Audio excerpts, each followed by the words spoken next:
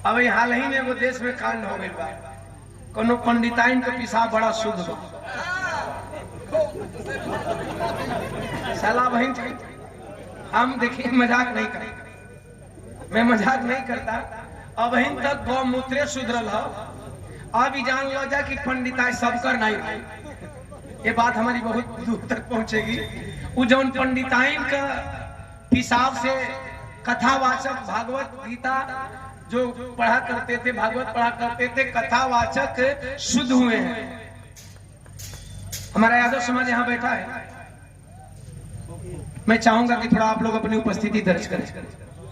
हम अपने सभी यादव भाइयों से मैं चाहूंगा कि एक बार हाथ उठाएंगे, प्यार से हाथ उठाएंगे। लजाता रहो,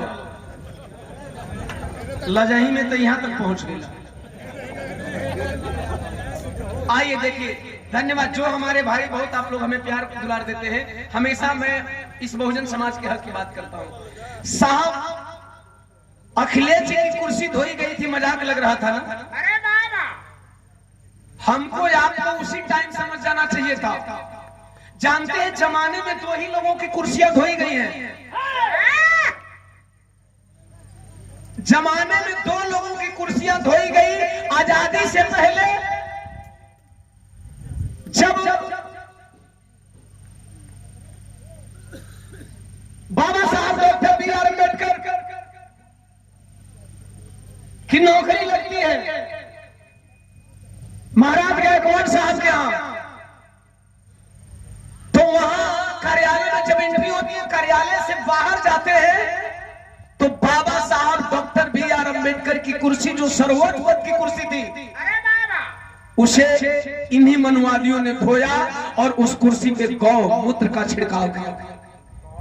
और आजादी के बाद, ध्यान से सुनिए, मैं स्पेशल यादव भाइयों के लिए बोल रहा हूं, आजाद भारत में जहां आप संविधान से अपना हक खा सकते हैं, हक ले सकते हैं, आजादी से पहले जब हम आजाद नहीं थे, बाबा साहब डॉक्टर बी आर अम्बेडकर की कुर्सी धोई गई और आजादी के बाद उत्तर प्रदेश के पूर्व मुख्यमंत्री अखिलेश यादव की कुर्सी धोई गई।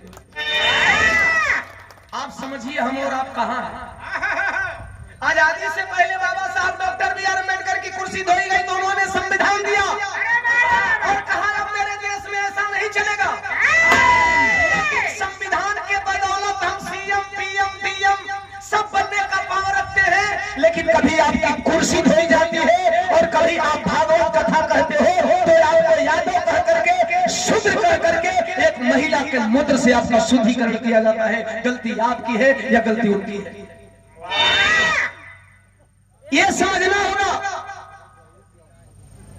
इन लोग का दहिए पियोल का नुकसान करेगा, ये दही पिलाना रिएक्शन करेगा।